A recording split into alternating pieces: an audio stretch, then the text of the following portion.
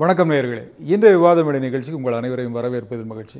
இன்றைய விவாதமேடை நிகழ்ச்சியில் நாம் எடுத்துக்கிற தலைப்பு தமிழ்நாட்டில் மது விற்பனையும் அதை சார்ந்த சீரழிவுகளும் அது தொடர்பான விஷயங்களும் தான். தமிழ்நாட்டில் மது விற்பனை கடந்த சில ஆண்டுகளாகவே அரசின் கைவசம் இருப்பது எல்லாருக்கும் தெரியும்.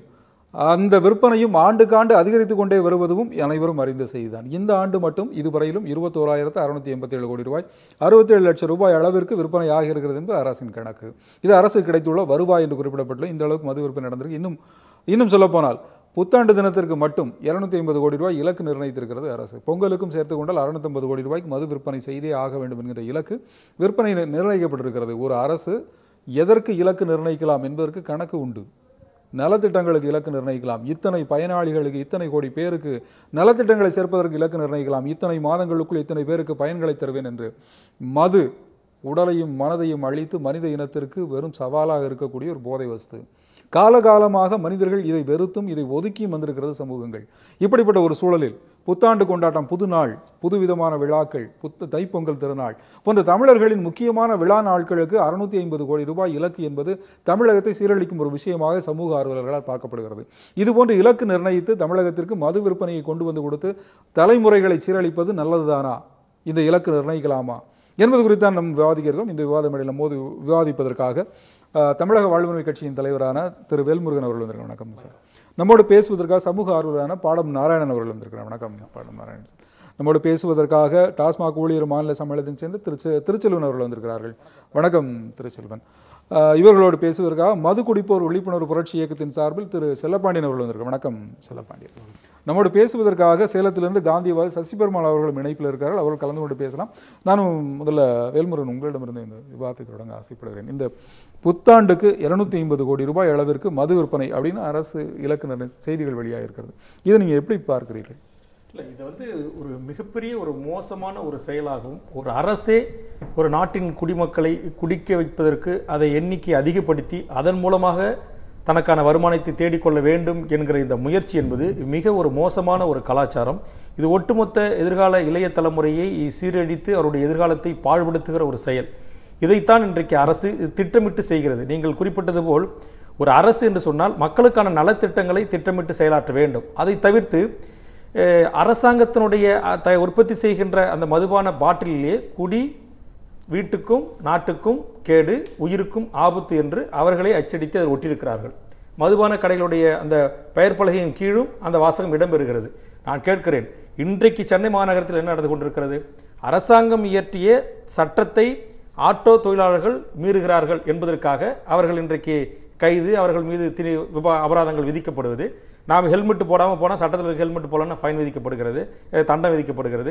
அதுபோன்று ஒவ்வொரு பிரச்சனைகளுக்கும் சட்டம் இருக்கிறது. அந்த சட்டத்தை நடைமுறைப்படுத்துவதற்கு காவல்துறையை பயன்படுத்துகிறார்கள்.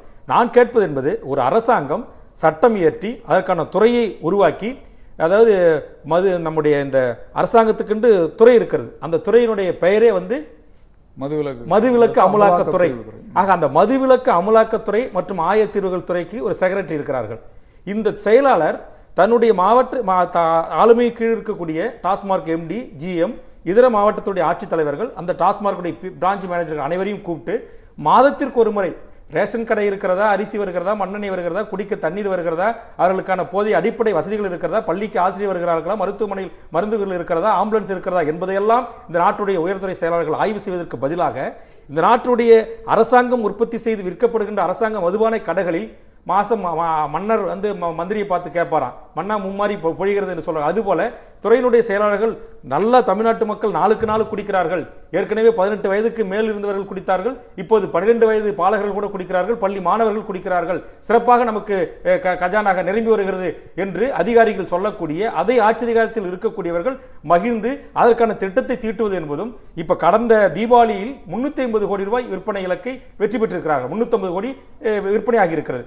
இப்ப நீங்கள் சொல்லுவது புத்தாண்டுக்கு பொங்கல் இன்னைக்கு 650 கோடி 750 கோடி என்று சொன்னால், ஆக என்ன, ஒரு நாட்டில் இருக்கிற மக்களை ஒரு அரசாங்கமே குடிக்க செய்வதும் குடிப்பதற்கு தூண்டுவதும், அதற்காக வீதிகள் எல்லாம் தெருக்கள் எல்லாம் இன்னைக்கு தமிழ்நாட்டில் எங்கு பார்த்தாலும் அரசனுடைய இந்த குறைந்த விலையில் தருகின்ற நியாய விலைகளில் கிடைக்கின்ற பொருட்கள் கிடைப்பதற்கு கடைகள் இருக்கிறதோ இல்லையோ, தமிழ்நாட்டில் அத்தனை பகுதிகளிலும் மூலை முடுக்குகளிலும் இன்றைக்கு அரசனுடைய மதுபான கடைகள், டாஸ்மாக் கடைகள், தமிழ்நாட்டு தமிழ் மக்களே வருக, குடித்துவிட்டு குண்டி வெடித்து நீங்கள் சாவுக என்கிற இந்த வாசகம் பொறிக்காத கடைகள் இருக்கிறது. ஆக இது ஒரு அரசாங்கம் செய்வது என்பது ஏற்றுக்கொள்ள முடியாது.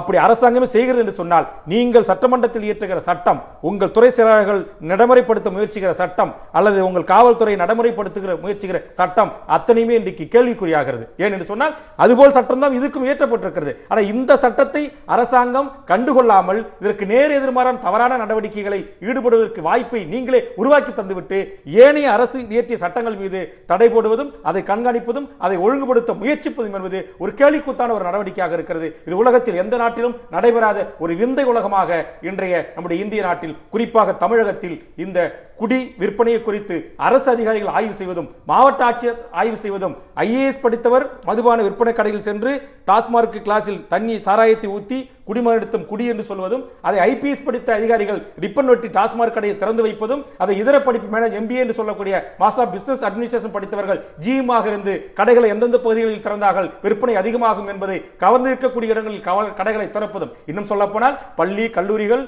மருத்துவமனைகள், தொழுகை இடங்கள், கோவில்கள், சர்ச்சுகள், ஆலயங்கள், வழிபாட்டு தலங்கள் இடத்திலே மதுபான கடைகள் இருக்கக்கூடாது என்கிற விதிகளை கூட தளர்த்தி இவர்கள் எங்கு பார்த்தாலும் கடைகளை திறந்து மக்கள் எங்கெல்லாம் கூடுகிறார்களோ அங்கெல்லாம் விற்பனை அதிகமாகும் என்று திறக்கின்ற அளவுக்கு இந்த நாட்டில் IAS IPS படித்த MBA படித்தவர்களை இன்றைக்கு உள்ளாக்கிக் கொள்கிறார்களே. இன்னும் ஒரு செய்தி சொல்லி முடிக்கிறேன். இந்த டாஸ்மாக் ஊழியர்களாக இருக்கிற என் தமிழ் சமூகத்தினுடைய பல்லாயிரக்கணக்கான இளைஞர்கள் இன்றைக்கு PhD படித்தவர்கள், MA படித்தவர்கள், BA படித்தவர்கள், டிகிரி படித்தவர்கள், தொழில்நுட்ப படித்தவர்கள். ஆனால் இவர்களுக்கு இந்த நாட்டினுடைய அரசு தர வேண்டிய நேர்மையானவர்கள், கல்விக்கேற்ற தகுதிக்கேற்ற வேலையை தருவதற்கு பதிலாக இந்த மதுபான கடைகளில் இந்த குடிகார கும்பலோடு சேர்ந்து அவர்களும் உழக்கூடிய ஒரு அவலச்சூழலையை அந்த கல்வி கற்றையின் இளைய தலைமுறைக்கு உருவாக்கி தந்திருக்கிற இந்த அவலம் இந்திய மண்ணில் தொடரக்கூடாது என்பது என்னுடைய பார்வை.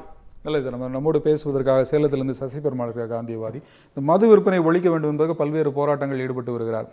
வணக்கம் சசி பெருமாள். நான் இப்போ உங்களிடம் நேரடியாகவே கருத்தை கொண்டு வர விரும்புகிறேன். அதாவது இந்தியாவில் இப்போ குஜராத் உள்பட குஜராத், மணிப்பூர், மிசோரம், நாகாலாந்து மாநிலங்களில் பூரண மதுவிலக்கு அமலில் இருக்கிறது. ஏன் லட்சத்தீவுகளில் பூரண மதுவிலக்கு அமலில் இருக்கிறது. இந்தியாவில் பல பகுதிகளில் இருந்தது. கிட்டத்தட்ட 1958 வரைக்கும் இந்திய ஜனத்தொகையில் 4/1 பகுதியினர் குடிப்பழக்கத்துக்கு அடிமையாகாத ஒரு சூழலில் தான் இருந்தார்கள். சென்னை உள்பட, சென்னை மாகாணமாக இருக்கட்டும், மகாராஷ்டிரமாக இருக்கட்டும், உள்பட பல்வேறு மாநிலங்கள், கேரளாவாக இருக்கட்டும், கர்நாடகாவாக இருக்கட்டும், மகாராஷ்டிரா உள்பட பல்வேறு இடங்களில் ஒரு மது குடிப்பதற்கான அறிகுறிகள், மது கடைகளோ மது விற்பனையோ இல்லாமல் இருந்த சூழல் உண்டு. இன்றைக்கு இந்த நாட்டினில் மது விற்பனை அமோகமாக நடக்கிறது. அதுவும் ஒரு இலக்கு வைத்து மது விற்பனை அப்படிங்கிறத கொண்டு வந்திருக்கிறார்கள். இதை நீங்கள் எப்படி பார்க்குறீங்க? இந்த நாட்டை ஆளக்கூடியவர்கள் சுருக்கமாக சொல்லப்போனால் பஞ்சமா பாதகர்கள் என்று சொல்லலாம். அவர்கள்தான் நாட்டில் கொலை நடப்பதை, கொள்ளை நடப்பதை, திருட்டு நடப்பதை, கற்பழிப்பு நடப்பதை பற்றியெல்லாம் கவலைப்பட மாட்டார்கள். இன்று மது விற்பனை என்பது மக்களுக்கு வெளிப்படையாக தெரிகிற விஷயம். ஆனால் இதை தாண்டி இன்னொரு உண்மை இருக்கிறது. இந்த மதுக்கடைகளுக்கு வருகின்ற மது பாட்டில்கள், சரக்கு சாராய ஆலைகளில் உற்பத்தி செய்யப்படுகிறது. இந்த சாராய ஆலைகள் 14 பேருக்கு அனுமதி வழங்கப்பட்டு 12 பேர் அந்த சாராய ஆலையை நடத்தி கொண்டிருக்கிறார்கள். அவர்கள் யார் தெரியுமா? மந்திரிகள், மந்திரிகளுக்கு சொந்தம், அரசியல்வாதிகளுக்கு சொந்தம், முதலமைச்சருக்கு சொந்தம். இப்படி சொந்தங்கள் எல்லாம் சாராய கடையை, சாராய ஆலையை நடத்தி கொண்டிருக்கிறார்கள். அதில் உற்பத்தி ஆகின்ற அந்த சரக்கை தான் இந்த மதுக்கடைகளை விற்பனை செய்கிறார்கள். இதில் விற்பனை செய்கின்ற வருமானத்தை வைத்து மக்களுக்கு சில இலவசங்களை கொடுத்து ஓட்டுகளை வாங்கி கொண்டிருக்கிறார்கள். இந்த மதுக்கடைகளுக்கு வரக்கூடிய சரக்கை உற்பத்தி செய்கின்ற சாராய ஆலைகள் மூலமாக பல ஆயிரம் கோடிகள் அவர்களுடைய வீட்டுக்கு சென்று கொண்டிருக்கிறது. ஆகவே அவர்களுக்கு இந்த மதுக்கடைகளை நிறுத்த வேண்டும் என்ற எண்ணம் கடுகளவும் இருக்காது என்பது நாம் புரிந்து கொள்ள வேண்டும். நல்லது. நம்மோடு பேசுவதற்காக ஒரு நிமிடம் நாம் தொடர்ந்து பேசலாம். நம்மோடு பேசுவதற்காக இன்னும் பல்வேறு விருந்தினர்கள் காத்திருக்கார். நம்மோடு பேச சமூக ஆர்வலரான பாடம் நாராயணன் இருக்கார். பாடம் நாராயணன் சார், நான் உங்களிடம் சில தகவல்களை உங்களிடமிருந்து பெற விரும்புகிறேன். அதாவது இந்த நாட்டில் பூரண மதுவிலக்கை அமல்படுத்த வேண்டும் அப்படிங்கிறது ஒரு காலத்தில் இந்த நாட்டின் மைய அரசு மற்றும் மாநில அரசுகளின் கருத்தாக இருந்தது. இதற்காகவே அரசியல் சட்டம் 47 உருவாக்கப்பட்டது. இதற்காக ஒரு குழுவையும் மத்திய அரசு அமைத்திருந்தது. 1958ஆம் ஆண்டு ஏப்ரல் மாதம் 1ஆம் தேதியை அந்த குழு இலக்காக நிர்ணயித்திருந்தது. அந்த நாளில் இந்தியா முழுவதும் மதுவிலக்கு அமல்படுத்த வேண்டும் அப்படிங்கிற முனைப்போடு அரசுகள் இருந்த காலமும் இந்த நாட்டில் இருந்தது. ஆனால் இப்போது ஒரு இலக்கை நிர்ணயித்து இந்த அளவிற்கு மக்களை குடிக்க வைத்தே தீர வேண்டும் அப்படிங்கிற ஒரு இலக்கோடு ஒரு அரசு செயல்படுவதை நீங்கள் எப்படி பார்க்கிறீர்கள்? அன்றைக்கு பூரண மதுவிலக்கு என்று அவர்கள் தீர்மானம் நிறைவேற்றி இந்தியா முழுவதும் கொண்டு வரணும் என்று நினைப்பதும் தவறு. இன்றைக்கு இலக்கு வைத்து ஒரு பெரிய மாஃபியாவாக டாஸ்மாகை உருவாக்கி வைத்திருப்பதும் மிகப்பெரிய கண்டனத்துக்குரிய தவறு.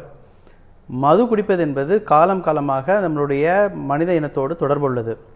மகிழ்ச்சிக்காக பல்வேறு விதங்களில் பழங்குடியின மக்கள் மதுவை பயன்படுத்தி கொண்டு தான் வந்தார்கள். ஒரு குடும்பத்தில் அதை ஒரு விழாவும் போதும் மகிழ்ச்சிக்காகவும் பயன்படுத்தி கொண்டு தான் இருந்தால் இது உலகம் முழுவதும் இருந்த விஷயம். திருவள்ளுவரவே அதை பற்றி பேசியிருக்கிறார். நம்மளுடைய இந்து சமவெளி நாகரிகத்தை எடுத்தாலும் சரி, கிரேக்க நாகரிகத்தை எடுத்தாலும் சரி, அப்பொழுதெல்லாம் மது குடிக்கும் பழக்கம் இருந்தது. எப்பொழுது வெள்ளைக்காரர்கள் இந்தியாவிற்கு வந்து இந்த மது விற்பனையை அவர்கள் கையில் எடுத்து அவர்களோட இங்கிலாந்து ராணிக்காக இந்தியாவில் சுரண்டத் தொடங்கினார்களோ அன்றிலிருந்து தான் அடிப்படையில் பிரச்சனை வந்தது. அப்படி அவர்கள் இந்தியாவில் பழங்குடியின மக்களோ சாதாரண தொழிலாளிகளோ இல்லைன்னா விவசாயிகளோ என்ன சொல்வது, தென்னை மரத்திலிருந்தும் பனை மரத்திலிருந்தும் மற்ற விதங்களிலும் மது குடித்து கொண்டிருந்த காலகட்டத்தில் அவர்கள் தான் சீமை சரக்கு ரம் என்பதை கொண்டு இங்கிலாந்திலிருந்து இந்தியாவில் எஸ்டாப்ளிஷ் செய்து அதன் மூலமாக வருவாய் தொடங்கினார்கள். அதனால்தான் மிகப்பெரிய நெருக்கடி ஏற்பட்டது. அதனால தான் அந்த காலகட்டத்தில் காந்தி கூட அமெரிக்காவில் நடந்த பூரண மது விலக்கு போராட்டங்கள் அந்த விஷயங்களை நான் பிரதிபலிப்பாக இந்தியாவிலும் கொண்டு வர வேண்டும் என்று விவாதித்தார். அது பற்றி விவாதம் நடந்தது. பாராளுமன்றத்திலும் அது பற்றி விவாதிக்கப்பட்ட போது பணக்காரர்களுக்கும் மற்றவர்களுக்கும் மிலிட்டரியில் உள்ளவங்களுக்கெல்லாம் மது கொடுக்கலாம், குடியானவர்களும் கூலி தொழிலாளர்களும் குடிக்கக்கூடாதா என்றெல்லாம் விவாதம் நடந்தது. கடைசியாக அதை மாநில அரசினுடைய முடிவுக்கு விட்டு அது நீங்கள் சொல்கிற மாதிரியான டைரக்டிவ் பிரின்சிபல் வழிகாட்டும் முறைகளில் அதை கொண்டு வந்தாங்க. அதற்கு பிறகு சில மாநிலங்களில் பூரண மதுவிலக்கு கொண்டு வந்தார்கள். ஆனால் அது முழுமையாக இன்றைக்கு வரை அந்த மாநிலங்களில் நிறைவேற்றி இருக்கிறார்கள் பார்த்தால் கேள்விக்குறிதான். ஏன்னா இது மக்களுடைய கலாச்சாரம் தொடர்பான ஒரு விஷயமாக தான் இருந்தது. ஆனால் பிரச்சனை என்னவென்றால் கலாச்சாரமாக இருக்கும் வரையில் அது பிரச்சனை இல்லை. அது ஒரு சந்தை பொருளாக மாறும் பொழுது அது ஒரு மிகப்பெரிய சுரண்டலாக ஆகின்றது. நாளுக்கு நாள் மக்களை அடிமைப்படுத்தக்கூடிய ஒரு பிரச்சனையாக மாறுகின்றது. அப்படி வீரியம் எடுத்து விஸ்வரூபம் எடுத்து இன்றைக்கு 2003ஆம் ஆண்டிலிருந்து பார்த்தீர்கள் என்றால் ரொம்ப தீவிரமாகவே ஆட்சியாளர்கள் இரு கட்சிகளையும் சேர்ந்த ஆட்சியாளர்கள் தொடர்ந்து இலக்கு வைத்து விற்பனை செய்து கொண்டிருக்கிறார்கள். நான் ஐஏஎஸ் இன்றைக்கு இந்தியன் ஆல்கஹால் சர்வீஸ் என்று தான் கூறுகின்றேன். அந்த அளவுக்கு இன்றைக்கு இப்போ தோழர் வேல்முருகன் கூறியது போன்று படித்தவர்கள் அரசு திட்டங்களை மக்களுக்கு நலத்திட்டங்களை கொண்டு போக வேண்டியவர்களை இலக்கு வைத்து மாவட்ட ரீதியாக செய்து கொண்டிருப்பதுன்றது மிகப்பெரிய ஒரு மோசடி, மக்கள் மீதான அரசுடைய கட்டமைக்கப்பட்ட வன்முறை. இந்த மாஃபியாவில் யாரெல்லாம் இருக்காங்கன்னு பார்த்தீங்கன்னா, ஏற்கனவே சொன்ன மாதிரி சாராய ஆலய அதிபர்கள் இருக்காங்க, ஐஏஎஸ் அதிகாரிகள் இருக்கிறாங்க, டாஸ்மாக் என்ற ஒரு விஸ்வரூபம் எடுத்த ஒரு சுரண்டல் நிறுவனத்தில் உள்ள அதிகாரிகள் இருக்கிறார்கள், அங்கு உள்ள ஊழியர்களே இன்றைக்கு அதில் இந்த சுரண்டலுக்கு போயிருக்கிறார்கள். அதுபோக தமிழகத்தில் பார்த்தீங்கன்னா கிட்டத்தட்ட ஒரு 6800 சாராய கடைகள் இருக்கின்றன. அதை ஒட்டிய அங்கீகரிக்கப்பட்ட பார்கள் இருக்கின்றன, அங்கீகாரம் இல்லாத பார்களும் இருக்கின்றன.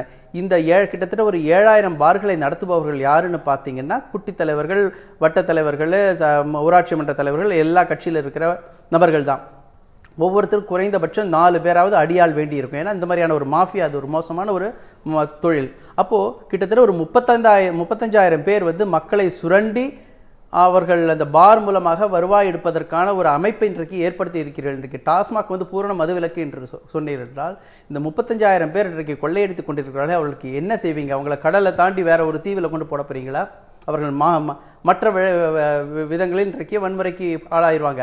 அப்படிப்பட்ட ஒரு விஸ்வரூபம் எடுத்து விட்டது. இன்றைக்கு இந்த டாஸ்மாக் படிப்படியாக இலக்கு வைத்து கொண்டு இவ்வளவு கடைகளை கொண்டு அந்த கடைகள் மூலமாக முறைகேடாக வருமானம் செய்வதற்காக அரசியல் தொண்டர்களுக்கெல்லாம் வாய்ப்பை அளித்துவிட்டு இன்றைக்கு ஒரு மாஃபியாக உருவாக்கி வைத்திருக்கிறோம் என்றது அது புலிவாலை பிடித்த ஒரு விஷயமாக இருக்கிறது. அதனால் கடந்த பழங்குடியின மக்கள் மது குடிக்கும்போது ஏற்பட்ட பிரச்சனைகளோ இல்லைன்னா திருவள்ளுவர் காலத்தில் ஏற்பட்ட விஷயங்களோ இல்லை காந்திய காலத்தில் ஏற்பட்ட விஷயங்களோ இன்றைக்கு மாறிவிட்டது. இன்றைக்கு 21ஆம் நூற்றாண்டில் இன்றைக்கு இருக்கிற பல்வேறு மிகப்பெரிய பிரச்சனைகளில் இன்றைக்கு மது சமூக பிரச்சனையாகவும் சுகாதார பிரச்சனையாகவும் நம்மளது மனித வளத்தை அடுத்த தலைமுறையை அழித்து கொண்டிருக்கும் பிரச்சனையாக மாறிவிட்டது. இதுதான் இன்றைக்கு அடிப்படை விஷயம்.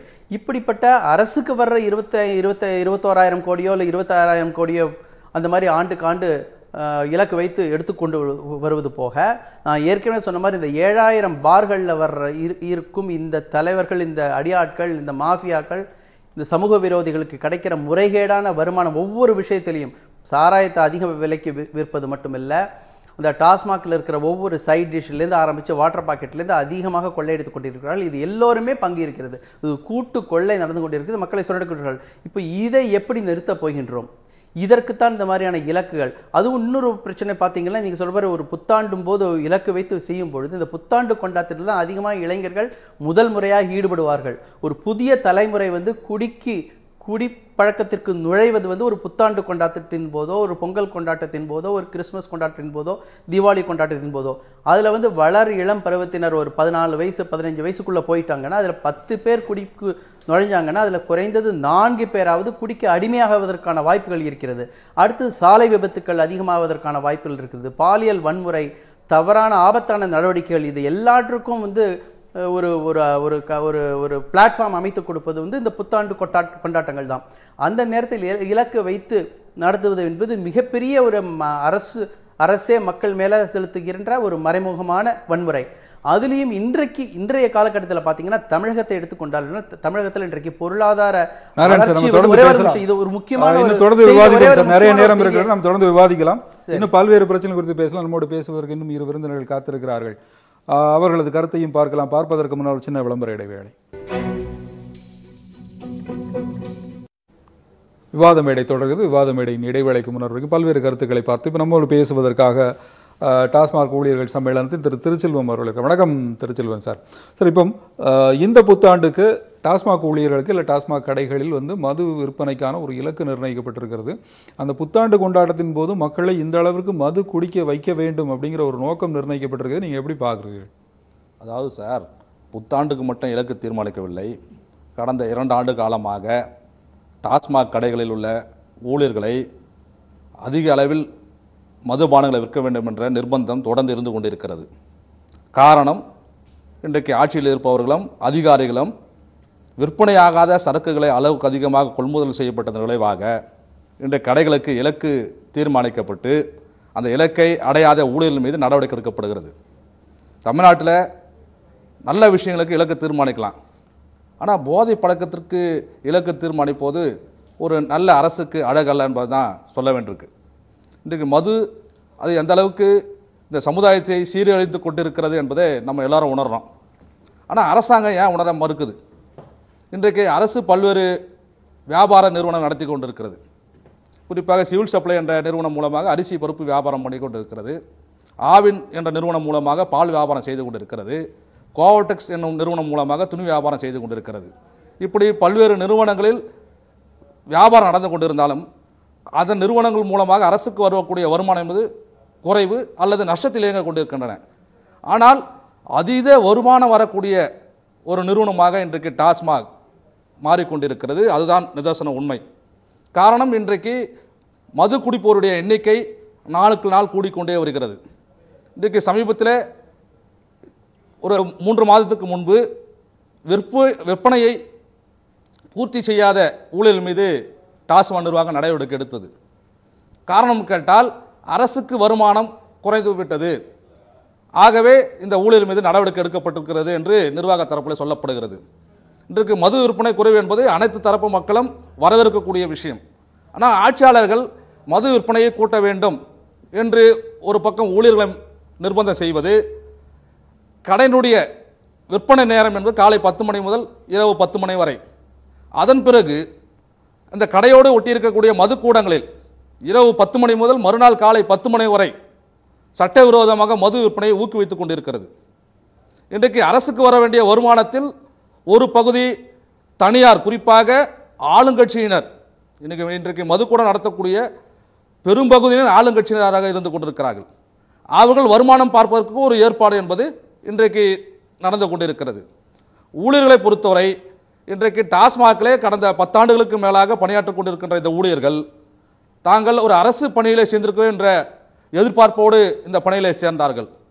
ஆனால் இந்த வந்த பிறகுதான் தெரியுது, ஒரு நவீன விதமான கொத்தடிமையிலே இந்த அரசாங்கம் தங்களுடைய உழைப்புச் சுரண்டலை செய்து கொண்டிருக்கின்ற உணர்ந்துதான் இன்றைக்கு அவர்கள் சங்க ரீதியாக அணிதிரட்டி தங்களுடைய கோரிக்கைகளுக்காக போராடி கொண்டிருக்கிறார்கள். ஆனால் அரசு தரப்பிலே மதுவிலக்கு அந்த கொள்கையினுடைய நிலைப்பாட்டை இன்றைய வரை தமிழக முதலமைச்சர் மக்களிடத்தில் தெளிவுபடுத்தாமல் இருந்து கொண்டிருக்கிறார். எதற்கோ அறிக்கை விடுகிறார். இன்றைக்கு சசி பெருமாள் போன்ற பல்வேறு தன்னார்வ தலைவர்கள், அரசியல் கட்சி தலைவர்கள் மதுவிலக்கு கோரி அரசாங்கத்திடம் முறையிட்டுக் கொண்டிருக்கிறார்கள். ஆனால் அரசு தரப்பில் இதுவரை முதலமைச்சரோ இந்த துறையினுடைய அமைச்சரோ எந்தவித விளக்கமும் கொடுக்க தயாராக இல்லை. அரசாங்கம் நடத்தக்கூடிய பல்வேறு நலத்திட்டங்களுக்கு இதன் மூலம் வரக்கூடிய வருமானத்தை வைத்துக் கொண்டுதான் நாங்கள் இலவச மிக்சி கிரைண்டர் எல்லாம் கொடுத்து கொண்டிருக்கிறோம் என்று சொல்லக்கூட அவர்களுக்கு தைரியம் இல்லை. காரணம், இந்த வருமானம் அதை ஒட்டிதான் இன்றைக்கு அவர்கள் செய்து கொண்டிருக்கிற நலத்திட்டங்கள் என்பதை யாராலும் மறுக்க முடியாது. ஆக இன்றைக்கு விற்பனை இலக்கு புத்தாண்டு, பொங்கல், தீபாவளி போன்ற பண்டிகை காலங்களில் மக்கள் துணிமணி பலகாரம் வாங்கி சாப்பிட்டு குடும்பத்தோடு மகிழ்ந்திருப்பதற்கு மாறாக இன்றைக்கு மது கலாச்சாரம் என்பது மிக வேகமாக மக்களிடத்திலே பரவி கொண்டிருக்கிறது. குறிப்பாக இளம் தலைமுறையினரிடத்திலே இந்த கலாச்சாரம் என்பது மிக வேகமாக பரவி கொண்டிருக்கிறது. பள்ளி பருவத்தில் இருக்கக்கூடிய மாணவர்கள், கல்லூரி மாணவர்கள், தொழில்நுட்பத்தில் இருக்கக்கூடிய அதிக வருமானம் பெறக்கூடிய இளைஞர்கள் உட்பட இன்றைக்கு போதையால் சீரழிக்கப்பட்டு வருகிறார்கள். அவருடைய எதிர்காலம் கேள்விக்குறியாக்கப்பட்டிருக்கிறது. இந்த சமூக அவலத்தை இந்த அரசு உணர்ந்து கொண்டிருக்கிறதா என்ற கேள்வியை நாம் எழுப்ப வேண்டியிருக்கிறது. தமிழக அரசு சொல்லுங்க சார். திருச்சியில் நம்ம தொடர்ந்து பேசுவோம். அந்த விவகாரம் குறித்து நம்ம இன்னும் பேசலாம். நம்மோடு பேசுவதற்காக செல்லப்பாண்டியன் இருக்கிறார்.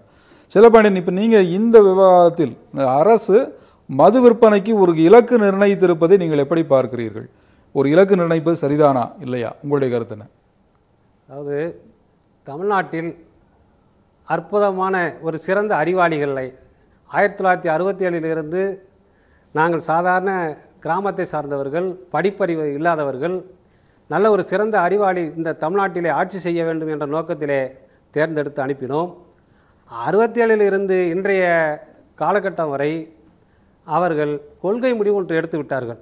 நாம் எப்படி ஆட்சி செய்ய முடியும் என்றால், இவர்களுக்கு போதை, அதாவது மதுபானத்தை கொடுத்து தான், அதிலிருந்து வருமானத்தை பெற்று தான் இவர்களுக்கு நம்மளுடைய கொள்கை முடிவு எடுத்து ஆட்சி செய்ய முடியும் என்ற இலக்கோடு அங்கே வெற்றி பெற்று சட்டசபைக்கு வருகின்ற எம்எல்ஏக்கள் அனைவரிடமும் ஒப்புதல் பெற்று கொள்கை முடிவோடு அவர்கள் இலக்கு வைத்து சரக்கை விற்பனையை அதிகரித்து ஆட்சி செய்ய வேண்டும் என்ற முடிவோடு அவர்கள் இலக்கு வைத்திருக்கிறார்கள்.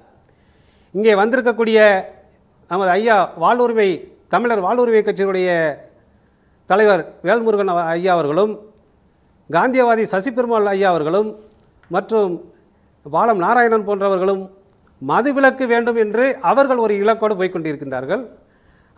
ஆட்சியாளர்கள் மது உற்பத்தி அதிகரிக்க வேண்டும் என்ற இலக்கோடு அவர்கள் போய்கொண்டிருக்கின்றார்கள். ஆனால் அப்பாவி நாட்டில் நல்லது நடக்க வேண்டும், எங்களுடைய கஷ்டங்கள் தீர வேண்டும் என்று நாங்கள் அப்பாவிகள் ஓட்டு போட்டவர்கள், கோட்டுக்கும் பிரியாணிக்கும் ஓட்டு போட்டவர்கள், இன்றைய எங்களுடைய நிலைமை என்னவென்றால் மிக மோசமான நிலைமை.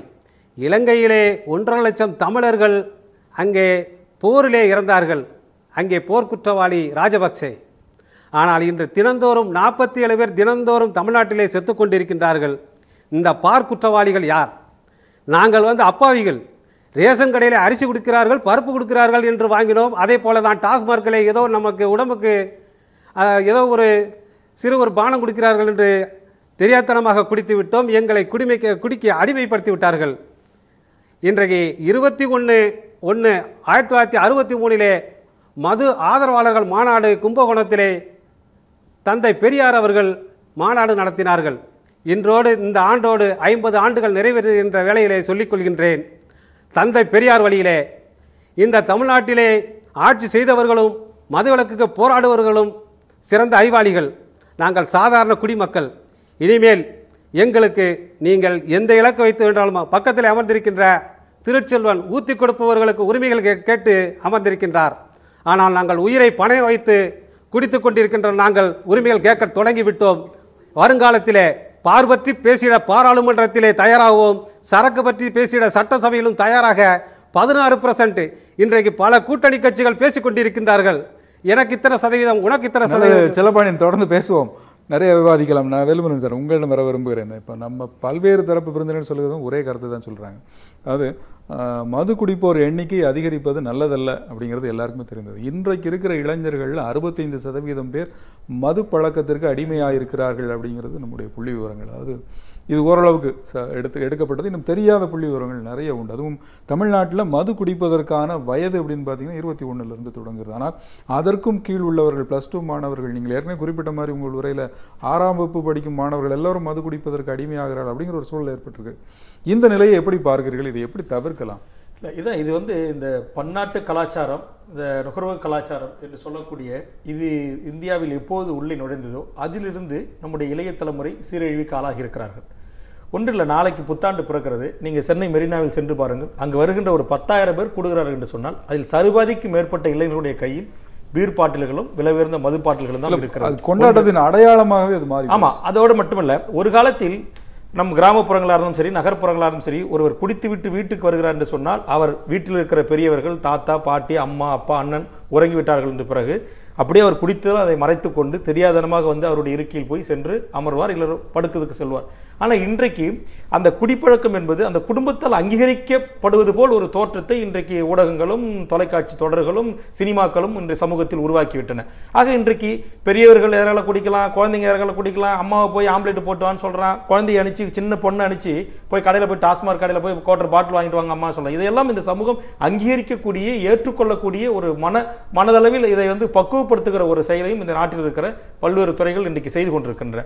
இப்போ எனக்கு ஒரு அதிர்ச்சியான செய்தி, மதுரை அருகே வாடிப்பட்டியில் ஒரு அரசு உயர்பள்ளியில் ஒரு மாணவர்கள் ஒன்றாக சேர்ந்து வகுப்பறை முடிந்த பிறகு அந்த வகுப்பறையில் இந்த டேபிள் சொல்லக்கூடிய அந்த இதையெல்லாம் உடைத்து அதை கொண்டு போய் விறகு கடையில் போட்டு அந்த பணத்தை கொண்டு போய் அவர்கள் மது குடித்தார்கள் என்ற செய்திகள் வருகிறது. இப்ப சமீப காலமாக ஒரு ஆய்வு என்ன சொல்லுதுன்னா, இந்த கடந்த 10 ஆண்டுகளில் மட்டும் இந்த 12 வயதிலிருந்து 25 வயதுக்கு உட்பட்ட மாணவர்கள், இளைஞர்கள் மது குடிப்பழக்கத்தில் 33% பேர் உயர்ந்திருக்கிறார்கள்.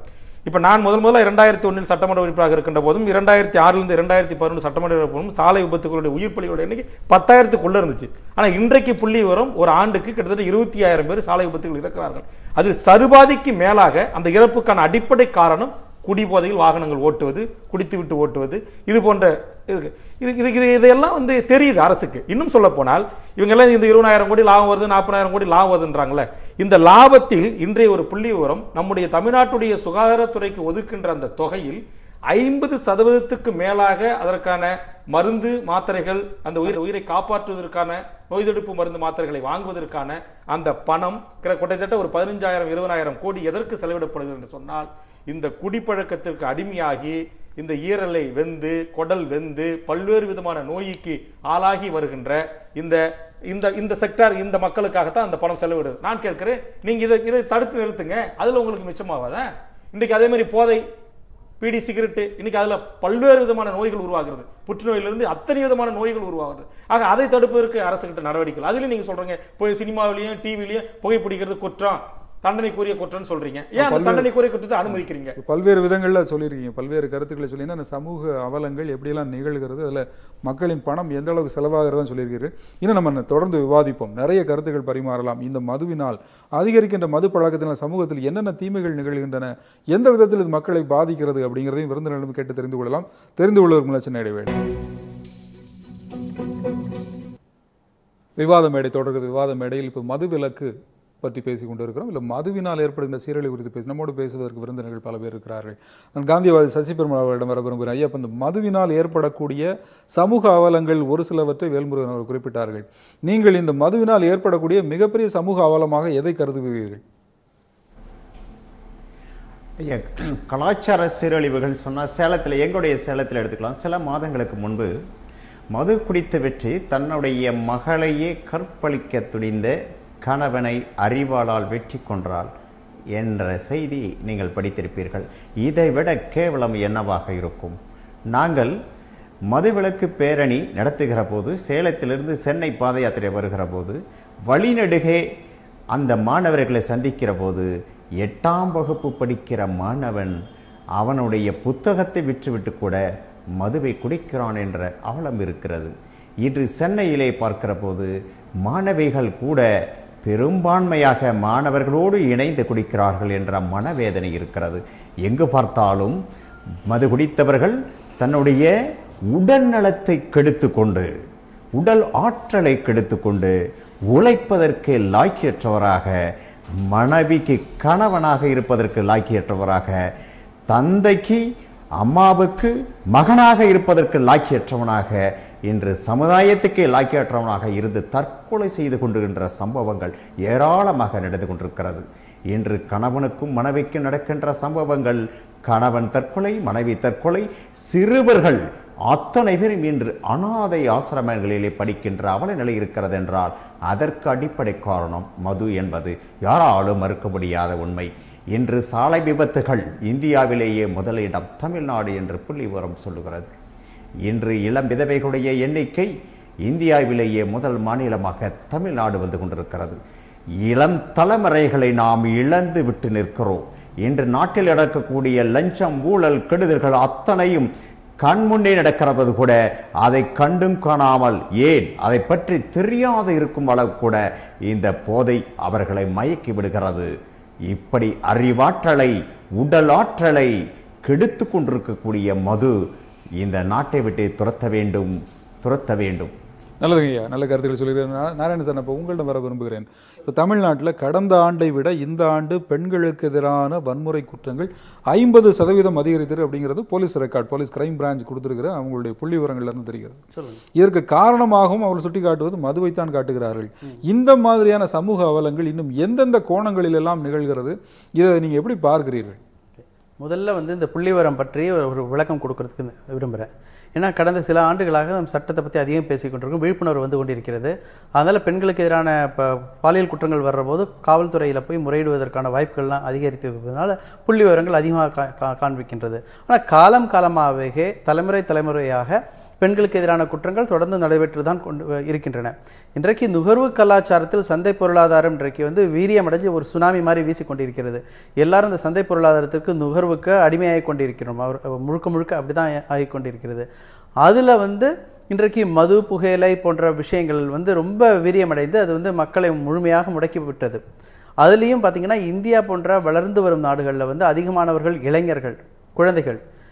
இவர்களுக்கு அந்த மனித வளமே அழிவதற்கான ஒரு முக்கிய காரணமாக இன்றைக்கு மது இருக்கிறது. இதில் என்ன பிரச்சனைனா, காலமாக இந்தியாவில் ஏழ்மை தொடர்பான நோய்கள் மிக அதிகமாக இருந்தது. மலேரியாலேருந்து ஆரம்பித்து, காசு நோயிலேருந்து ஆரம்பித்து, ஊட்டச்சத்து குறைபாடுலேருந்து எல்லாம் இருக்கிறது. இதற்கான முதலீடுகளே இன்றைக்கு போதவில்லை. டியூபர்குலோசிஸ் போன்ற நோய்களை கூட நம்மளால் நிறுத்த முடியல. போலியோ மட்டும்தான் நம்ம வெற்றி பெற்றிருக்கோம். அது தாண்டி இன்றைக்கு வாழ்வு முறை தொடர்பான நோய்கள், லைஃப் ஸ்டைல் ரிலேட்டட் டிசீஸ்ன்னு சொல்லுவாங்க, அது விஸ்வரூபம் எடுத்து இருக்கிறது இந்தியாவில். அப்போது மேலை நாடுகளில் பார்த்திங்கன்னா வாழ்வு முறை தொடர்பான நோய்கள் மட்டும்தான் உண்டு. இந்தியாவுக்கு ஏழ்மை தொடர்பான நோய்களையும் நம்மளால் கட்டுப்படுத்த முடியல. இன்றைக்கு வாழ்வு முறை தொடர்பான நோய்கள், குறிப்பாக படித்த நடுத்தர வர்க்கமும் இதுக்குள்ளே போய் கொண்டிருக்கிறது என்று பார்க்கும்பொழுது இந்தியாவுடைய டிவைட்னு சொல்லுவாங்க. நம்ம இளைய தலைமுறை இந்தியாவிற்கு ஒரு வளம் சொல்லுவாங்க. இந்த வளம் இல்லை, இது அப்படியே பாழ்பட்டு போய் கொண்டிருக்கிறது தான். இன்றைக்கு பல்வேறு சமூக அவலங்களை பற்றி ஏற்கனவே எல்லோரும் பேசியிருக்கிறோம். கடந்த சில ஆண்டுகளாகவே இந்த மது தொடர்பான விஷயங்களை பேசி அழுத்து போயாச்சு எல்லாருக்குமே. அந்த அளவுக்கு விவரங்கள் இருக்கின்றன. இதில் அடிப்படை இந்த வருஷம் நான் பற்றி பேசணும்னு நினைக்கிறேன். தமிழகத்தில் இன்றைக்கு இந்தியா முழுவதுமே சரி, குறிப்பாக தமிழகத்தில் பார்த்திங்கன்னா பொருளாதார மந்த நிலை மிகப்பெரிய அளவில் இருக்கிறது. விவசாயம் கூட மழை இல்லாதனால் பொய்த்து போய் இருக்கிறது. அதிக வேலை இழப்பு இருக்கிறது. கல்வி படித்துட்டு கல்லூரியில் இருந்த மாணவர்களுக்கு கூட சரியான தரமான வேலை இல்லை. இப்படிப்பட்ட ஒரு மந்த நிலை இருக்கிற போது, எல்லாமே விற்பனையெல்லாம் கீழே போய்கொண்டு இருக்கிற போது, சாராய விற்பனை மட்டும் அதிகமாகி கொண்டு போவது என்று மிக ஒரு ஆபத்தான ஒரு சூழல் இது. பார்த்திங்கன்னா தானே புயலும் போதோ சுனாமியின் போதோ பார்த்திங்கன்னா அந்த மாதிரியான ஒரு பெரிய பேரழிவு ஏற்படும் போது அங்கே சாராய விற்பனை மட்டும் அதிகமாச்சு.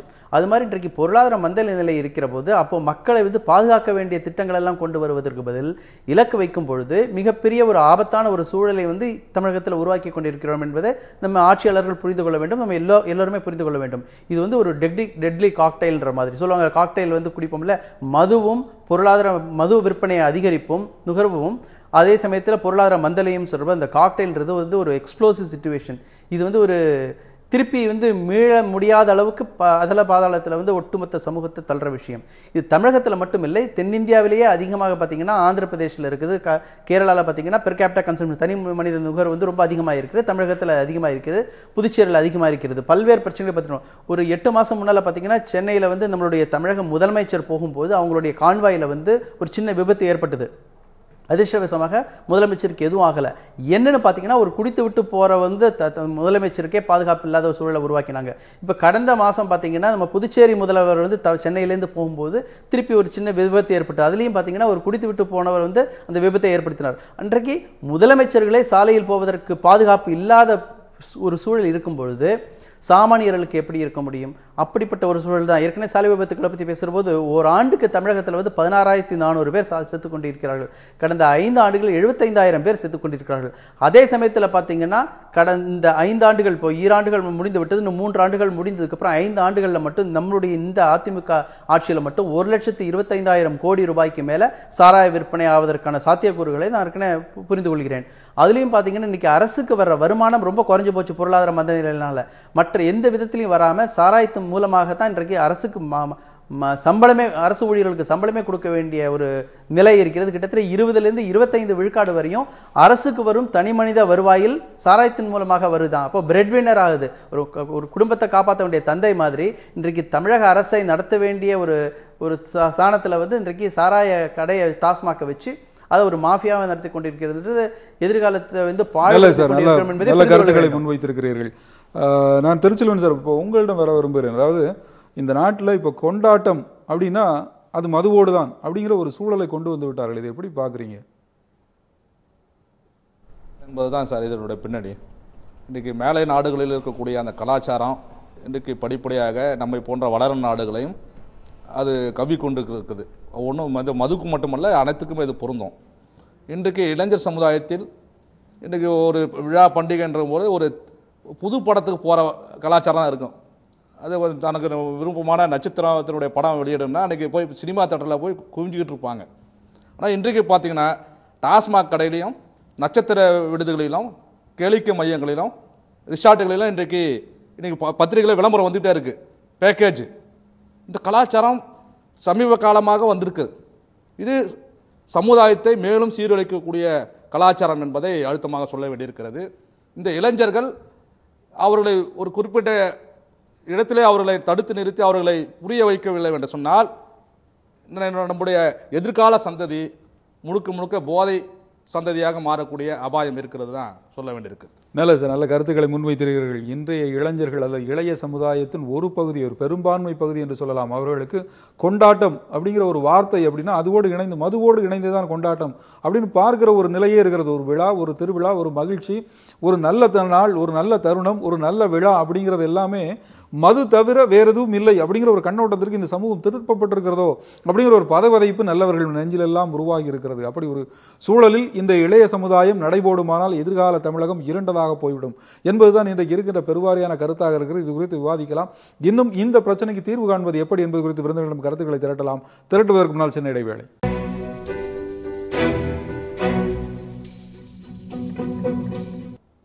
விவாத மேடை தொடர். விவாத மேடையின் இறுதி பகுதி நாம் இன்று எடுத்துக்கொண்டிருக்கின்ற இந்த தலைப்பில் அரசு ஒரு மது விற்பனைக்கு இலக்கு நிர்ணயித்து இவ்வளவு பேரை இவ்வளவு தொகைக்கு குடிக்க வைக்க வேண்டும் என்று வற்புறுத்துவது நலம்தானா? இது நாட்டிற்கு நலம் பயக்குமா என்ற கேள்வியோடு இந்த விவாத மேடை நடத்தி கொண்டிருக்கிறோம். இதற்கு என்ன தீர்வு?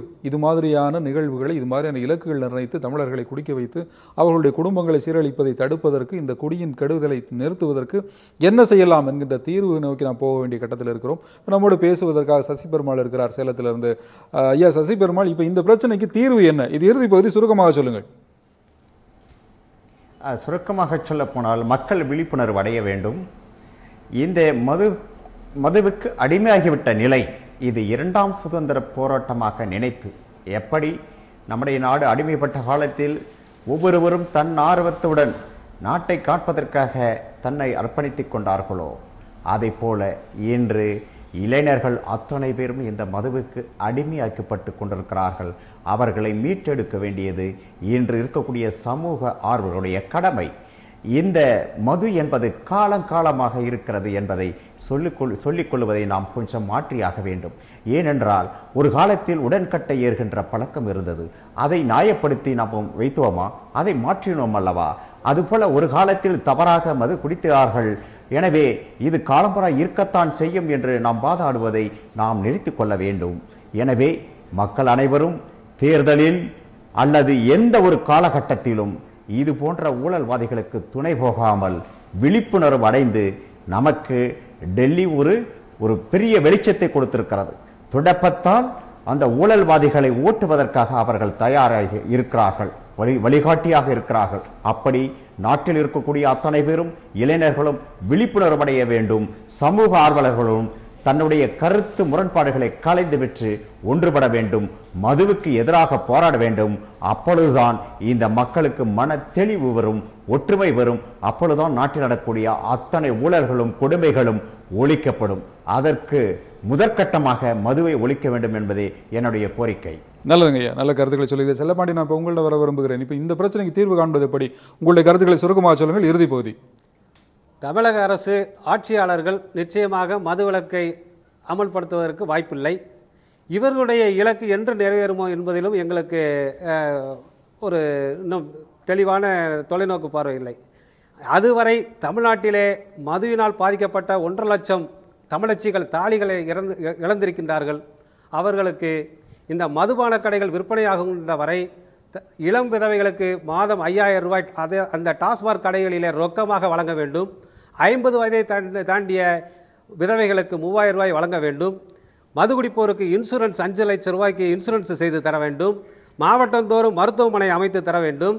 இதெல்லாம் ஏன் கேட்கிறீர்கள்? நீங்கள் ஏன் மது குடிக்காமல் இருந்தால் என்னென்று கேட்பீர்கள். ஏற்காட்டிலே தமிழகத்திலேயே ஒரே ஒரு தொகுதி எஸ்டி தொகுதி, மலை ஜாதியினர் வசிக்கக்கூடிய தொகுதியிலே 1 லட்சம் ரூபாய்க்கு விற்பனை செய்திருந்த டாஸ்மாக் கடையிலே இவர்கள் 32 அமைச்சர்களும் அனைவரும் சென்று மலை ஜாதியினர் என்று கூட பார்க்காமல் அந்த எஸ்டி பிரிவினரை தினந்தோறும் 8 லட்சம் ரூபாய்க்கு குடிக்க வைத்த பெருமை இந்த தமிழ்நாட்டினுடைய அரசியல் வியாதிகளுடைய ஒரு பெரிய தொலைநோக்கு பார்வை.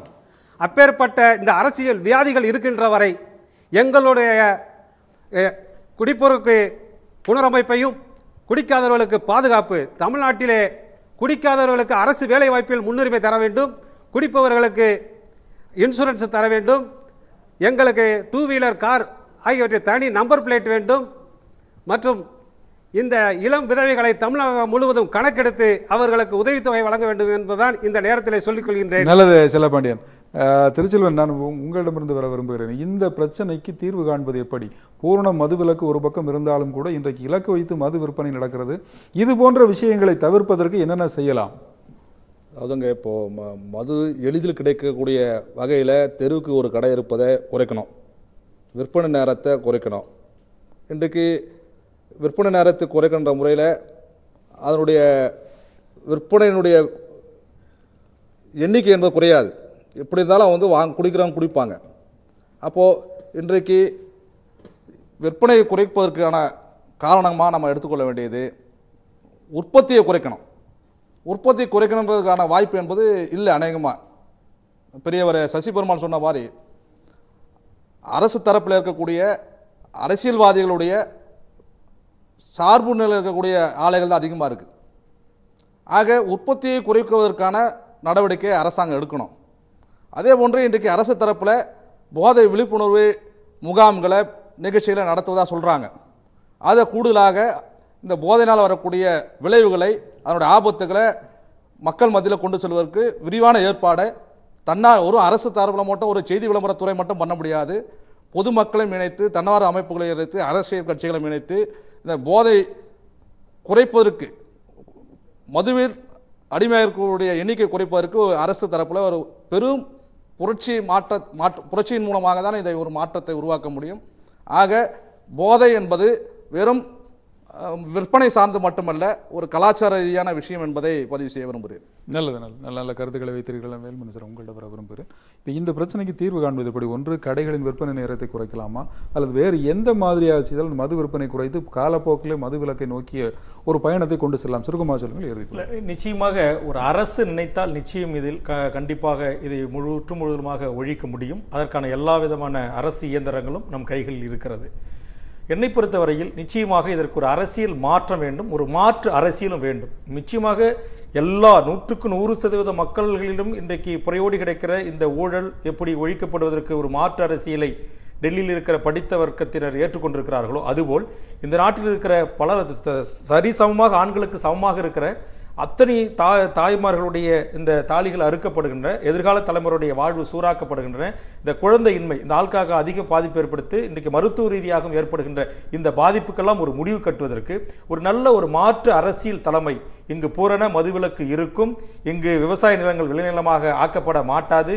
இங்கு மணல் கொள்ளை நடைபெறாது. கனிம வளங்கள் சுரண்டப்பட்டு ஆட்சியாளர்கள் அல்லது ஆட்சியாளர்களுடைய உறவினர்களுக்கு பல்லாயிரம் கோடி போய் சேராது என்கிற ஒரு நிலையில் இங்கு ஒரு நேர்மையான ஒரு மக்களால் கண்காணிக்கக்கூடிய ஒரு மாற்று அரசியல் இந்த மண்ணில் உருவாகினால் மட்டும்தான் இது சாத்தியம். இல்லை என்று சொன்னால் இது சாத்தியமில்லை. இது பல்லாயிரம் கோடி ரூபாய் அரசுக்கு வருமானம் வருகிறது, இதை நாங்கள் மூடிவிட்டால் எப்படி நாங்கள் அரசை நடத்துவது என்று சொல்வதெல்லாம் நிச்சயமாக ஏமாற்று வேலை. அது ஏற்றுக்கொள்ள முடியாது. ஆக நிச்சயம் ஒரு அரசு நினைத்தால் அந்த அரசு அந்த குடிமக்களை நல்வழிப்படுத்தி நல்ல ஒரு அரசாக நிச்சயம் கோலோச்ச முடியும். அப்படி ஒரு அரசியல் மாற்றம் தேவை.